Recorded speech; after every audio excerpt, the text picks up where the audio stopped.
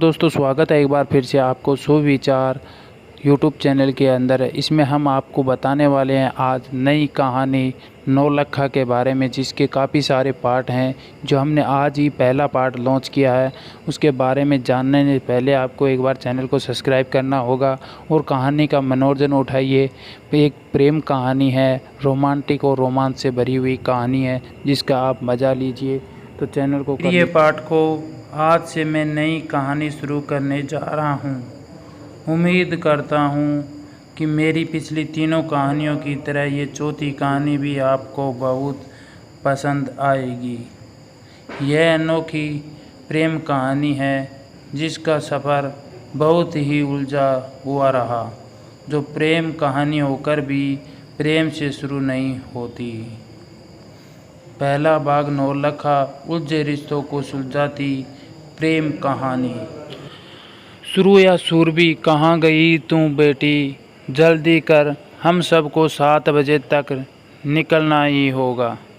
तुझे याद है ना, ऑफिस जाने से पहले पापा कम से कम 10 बार बोलकर गए थे कि तुम सब 6 बजे तक तैयार हो जाना। और देख 6:30 ही बज गए और तेरा कुछ पता ही नहीं कि तू अभी क्या करने में लगी है। बेटा, क्यों पापा की नाराज़गी का प्रबंध कर रही है? जल्दी से तैयार होकर बाहर आ जा। तुझसे मैंने 5 बजे ही कह दिया था कि तैयार हो ना शुरू कर दे। मैं बिल्कुल ही तैयार हूँ। और देख, अंशु भी तैयार हो गई।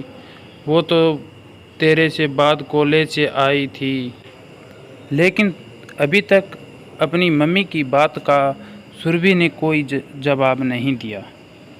सुरभि की माँ ने सुरभि के कमरे की कुंडी खटखटाते हुए कहा, सुरभि बेटा, मैं कब से बोलने जा रही हूँ, तू कुछ सुन रही है कि मैंने इतनी देर में क्या क्या कह दिया? स्कूल से आकर कहीं तू सो तो नहीं गई? जब 10 तक सुरभि के ऊपर आपने मन की भड़ास निकाल चुकी, तब हल्की सी आहट हुई और जैसे ही दरवाज़ा खुला 21 वर्षीय सुरभि तैयार होकर माँ के सामने खड़ी थी। मम्मी, आपने मुझे ठीक से तैयार ही नहीं होने दिया।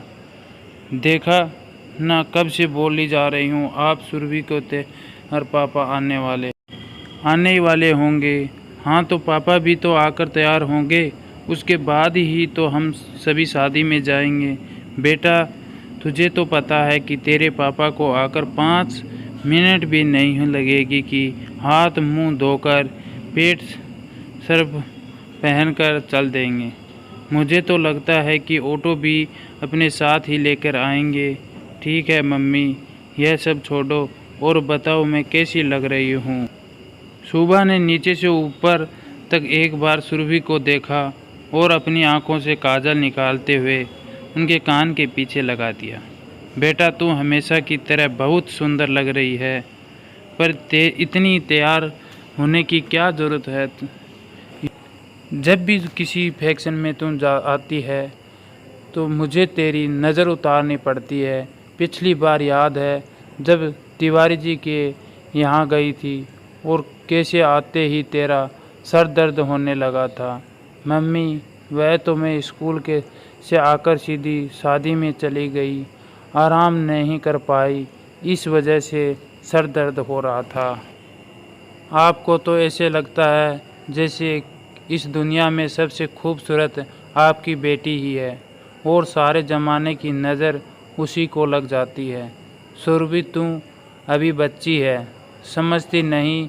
जब माँ बनेगी ना, तब तुझे पता चलेगा कि अपने बच्चों की हमेशा कितनी चिंता होती है। यह सब छोड़ो, अब बताओ ना, मैं सच में अच्छी लग रही हूँ? बेटा, बहुत सुंदर लग रही है। और यह ब्रेसलेट तो बहुत खूबसूरत है, पर इतना महंगा तेरे पास आया कहाँ से? यह तो बिल्कुल असली हीरो का लग रहा है।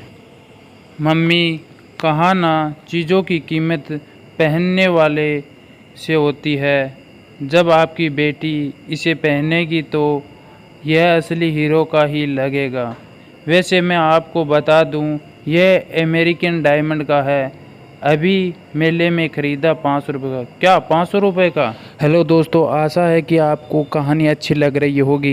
इसके काफ़ी सारे पार्ट हैं जो हम आगे वाले भाग में बताएंगे। भाग नंबर 2 में आगे की कहानी को पूरा करेंगे। आशा है तो उससे पहले आपको चैनल को सब्सक्राइब करना होगा। दोस्तों, चैनल को कर लीजिए सब्सक्राइब और नौलखा कहानी का पूरा आनंद लीजिए हमारे साथ।